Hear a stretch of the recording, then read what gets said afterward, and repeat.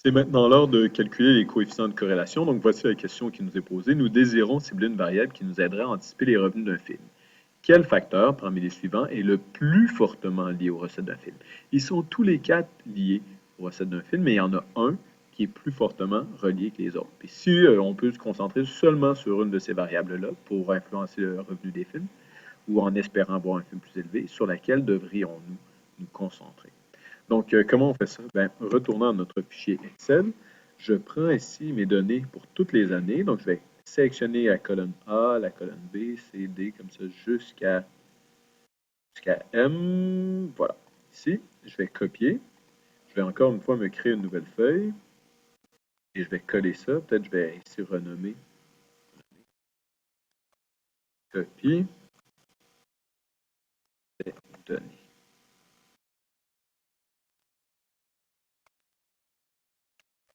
Copie des données. Et là, j'ai plus besoin du nom du film, quoique je pourrais le laisser. J'ai plus besoin du studio, l'année, c'est pas important. Donc, je vais effacer ça, supprimer ça. J'ai besoin de Rotten Tomatoes, Audience Score. J'ai pas besoin de ça ici. Je vais l'effacer. Pas besoin de genre non plus. Je vais effacer. Pas besoin de tout ça ici. Et de celui-là. Et là, j'aimerais calculer la corrélation, le coefficient de corrélation. Simplifier la vie. Le coefficient de corrélation entre les différents items. Les scores des critiques. Rotten Tomatoes, ça c'est les critiques. Audience Score, ça c'est les cinéphiles. Le nombre de cinémas dans lequel le film est lancé. Les revenus mondiaux. Et finalement le budget du film.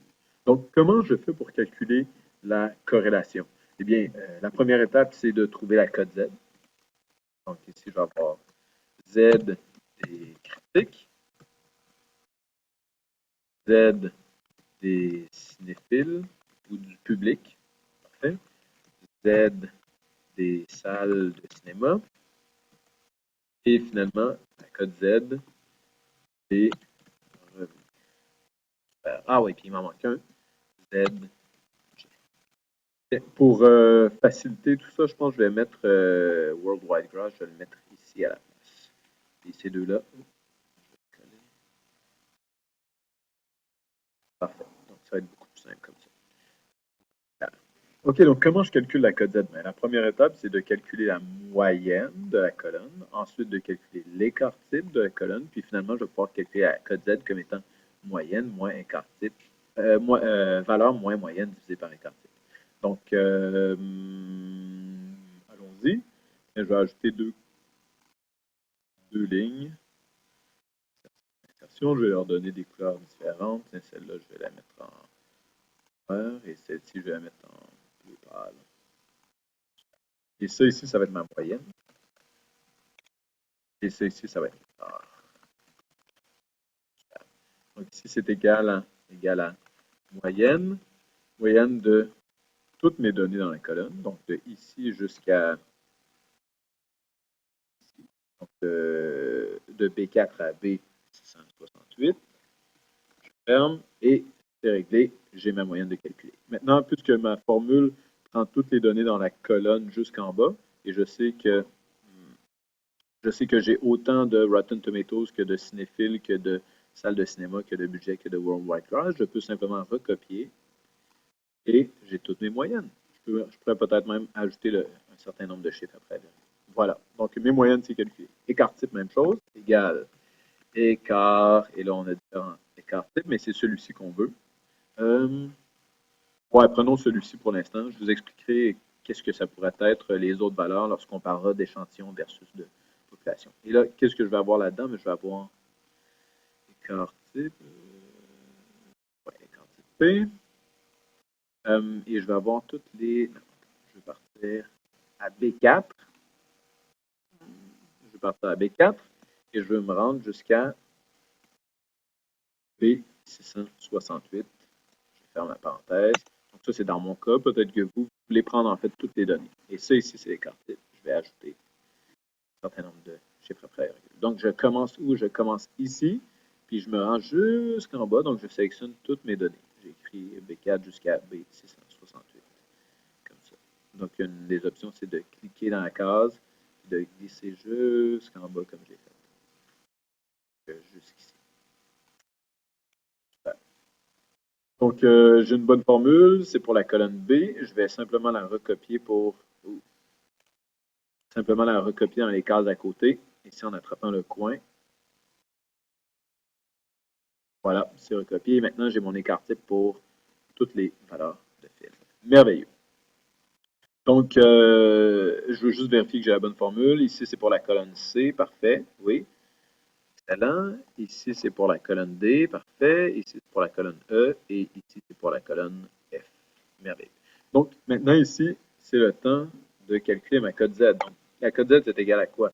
C'est égal à la valeur moins la moyenne par l'écart. Donc, ça, c'est ma code Z de 30 minutes ou moins. Ici, si je veux recopier ma formule jusqu'en bas, je devrais mettre des signes ici de dollars. Donc, je mets des signes de dollars, B2. Voilà.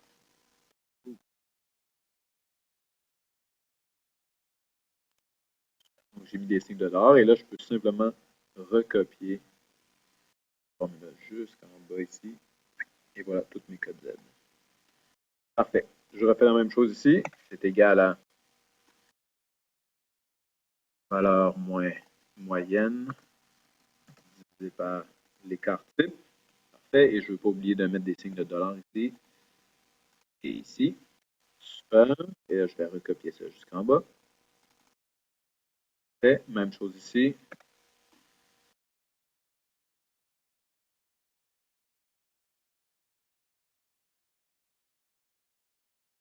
Oh, je viens de faire une grosse erreur. Est-ce que vous avez vu l'erreur que je suis en train de faire dans ma formule?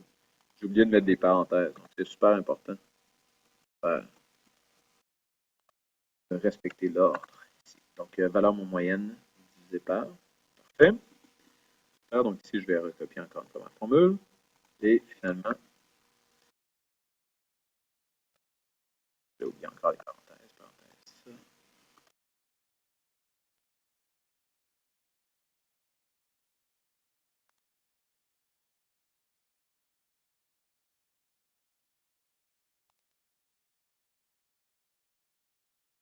Et finalement, le dernier.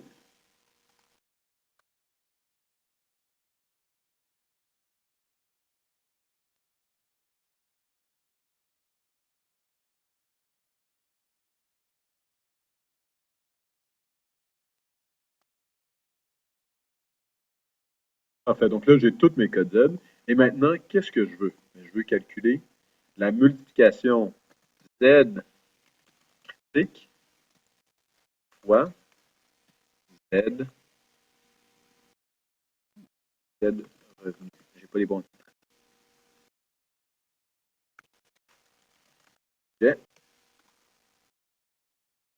Et celui-ci, c'est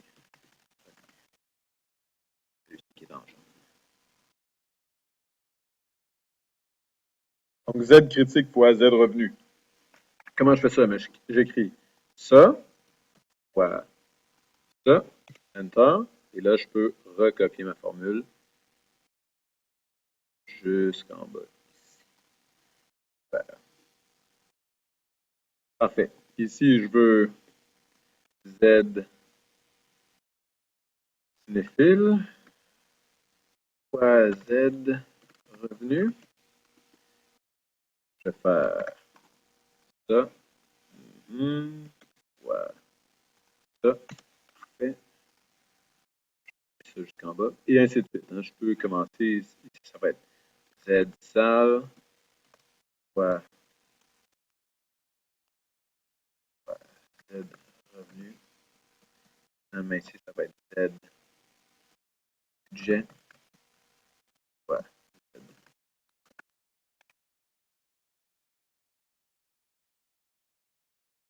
Donc, je vais les calculer ici. Puis peut-être même pour me simplifier la vie, là, puisqu'on est rendu là, je sais que ça va toujours être la colonne L ici pour les revenus. Fait que je vais mettre un signe de dollar ici. Un signe de dollar à L.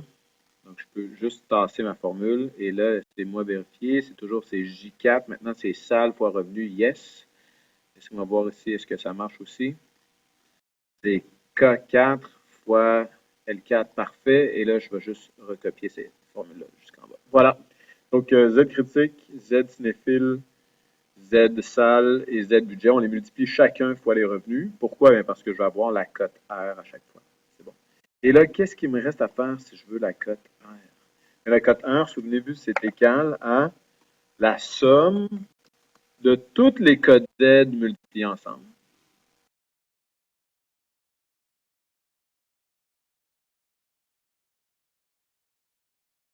Toutes les cotes Z multipliées ensemble. Super. Et là, ensuite, on doit, si on veut la cote R, pas la cote R, pardon, si on veut la valeur de corrélation, ici, c'est égal à quoi? C'est égal à cette valeur-là divisé par le nombre de films. Donc, je commençais à 4, puis je finis à 668. Je pense qu'il y en a 664 au total, mais je pense qu'on peut juste les compter. C'est du compte en français? Non, c'est nombre, si je pense. Nombre, si. C'est nombre. Détermine le nombre de cellules d'une plage contenant des nombres. Exactement. Fait que je vais juste compter le nombre de valeurs ici. Je pense bien que ça va être... je pense bien que ça va être 664, mais juste pour être sûr. Non. Comment ça va trouver une erreur? Acceptez-vous? Ah oui, j'ai oublié de fermer ma parenthèse. Oui, parfait. J'ai oublié de fermer la parenthèse. Donc, voilà mon coefficient de corrélation entre les... On pourrait se mettre quelque chose comme ça.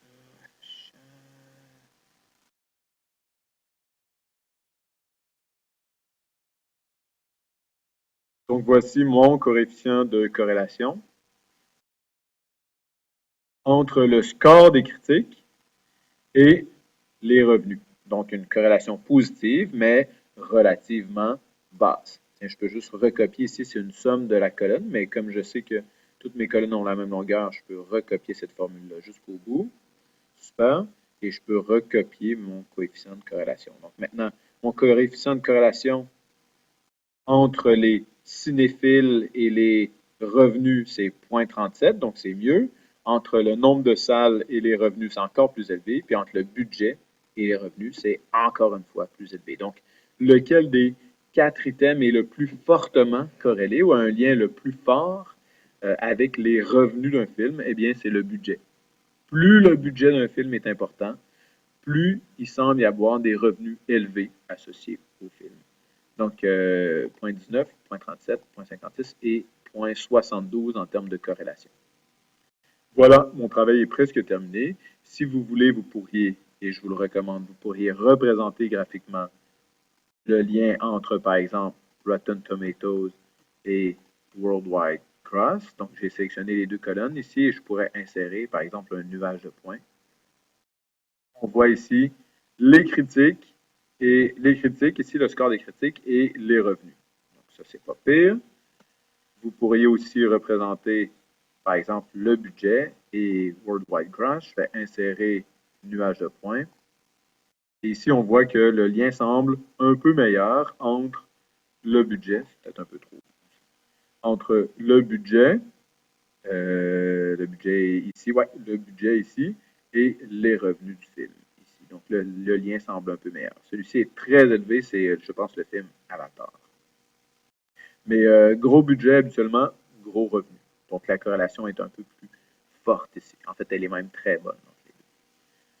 Voilà, on a terminé l'exercice. À bientôt!